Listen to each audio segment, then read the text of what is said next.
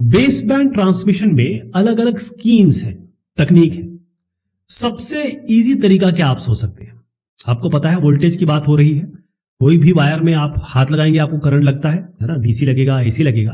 तो सबसे अच्छा तरीका, इजी तरीका डिजिटल मॉड्यूलेशन का, यानी कि बिट्स को सिग्नल्स में कन्वर्ट करने का, वो क्या है?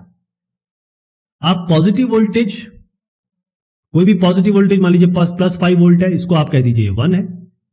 और आप ये कह दीजिए कि कोई नेगेटिव वोल्टेज है, मान लीजिए -5 वोल्ट है, मैं एग्जांपल ले रहा हूं ये, उसको आप कह दीजिए कि 0 बिट है। तो जहां जहां 5 बिट दिखाई देगा रिसीवर को, वो 1 ले लेगा, और जहां जहां -5 होगा वहां 0 ले लेगा। अगर आप इसी को ऑप्टिकल फाइबर पे लेना चाहेंगे कि भाई इसको कैसे हम चेंज करें, कैसे हम डिवाइस करें इस मैकेनिज्म को, तो अगर लाइट दिख रही है तो आप कहें कि भाई 1 होगा, अगर लाइट नहीं है तो आप कहें कि भाई ये 0 हो गया। ये तरीका हो सकता है। ये जो तकनीक मैंने आपको बताई, इसी को हम कहते हैं नॉन रिटर्न टू जीरो। ये लाइन स्कीम्स इस तरीके की आगे भी आएंगी, इस स्कीम को हम नॉन रिटर्न टू जीरो कहते हैं। ये जो नॉन रिटर्न टू जीरो है, इसको मैं थोड़ा सा और समझाऊं।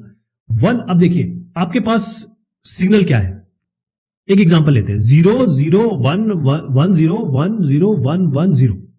अब हमने कहा जहां जहां 1 है, जहां जहां आप पॉजिटिव वोल्टेज 1 कर दीजिए। तो मान लीजिए यहां पर ये आपका 0 लेवल पे है, ठीक है जी। हम क्या कर रहे हैं, 1 1 पे केवल मैं ऊपर लगा दे रहा हूं लाइन, 1 जहां जहां 1 होगा 1, जहां जहां 1 1 है, ये भी 1 ये भी 1, ठीक है। और जहां जहां 0 वहां नीचे कर देते हैं, ये 0, यहां भी 0 तो नीचे कर दीजिए, इधर पे 0 है यहां कर दीजिए, यहां 0 नीचे, फिर उसको ज्वाइन कर दीजिए आप। बस आपकी एक स्कीम बन गई। और यही जो स्कीम है क्या है, 1 जब हाई सिग्नल हो, 0 लो सिग्नल हो।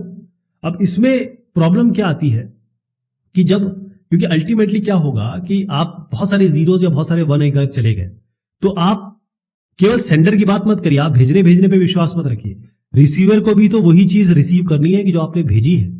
तो अगर आपने बहुत सारे 1s भेज दिए, बहुत सारे 0s भेज दिए, तो इसको पता कैसे चलेगा कि भाई कहां से शुरू हुआ है, कहां से खत्म हुआ है?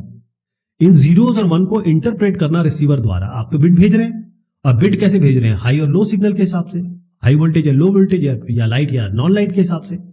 तो रिसीवर वो क्या करता है कि इन जो बिट्स आ रही है उनको वो रिट्रीव करता है रेगुलर इंटरवल में। इसके लिए एक क्लॉक होती है, क्लॉक का मतलब जैसी क्लॉक आएगी, जैसी ये क्लॉक भी होती है ना, इस तरीके से क्लॉक के बगैर रिट्रीवल बड़ा मुश्किल है, ये क्लॉक होती है। तो इस पर रिट्रीव हो जाएगा, इस पर रिट्रीव हो जाएगा, इस पर रिट्रीव हो जाएगा, इस तरीके से रिट्रीव किया जाता है।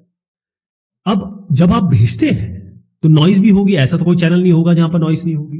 तो कई बार ऐसा हो सकता है कि आपका सिग्नल डिस्टॉर्ट हो, ये भी होगा, तो नॉइज यहां पहुंच जाए रिसीवर पे। तो अगर यहां पर रिसीवर को रिसीव करना है कौन सा बिट आया, तो वो क्या करता है, वो कोशिश करता है कि जो सबसे क्लोजेस्ट सिंबल उसको पता चल रहा है, मान लीजिए 5 वोल्ट है, यहां पर 4 वोल्ट आया, तो कहेगा अरे ये ना 1 के करीब 1 ले लेता हूं मैं। इस तरीके की तकनीक वो अपनाने की कोशिश करेगा, ठीक है जी। तो NRZ की अगर मैं बात करूं, नॉन रिटर्न टू जीरो, तो मैंने जैसे कहा पॉजिटिव वोल्टेज मतलब 1, नेगेटिव वोल्टेज मतलब 0। उसको यही समझेगा कि अगर पॉजिटिव आ गया तो 1 वोल्ट ले लेगा उठा के कि भाई हम मुझे 1 भेजा गया है, वरना वो 0 उठा लेगा। लेकिन ये NRZ आपको समझाने के लिए है, NRZ बहुत कम यूज होती है।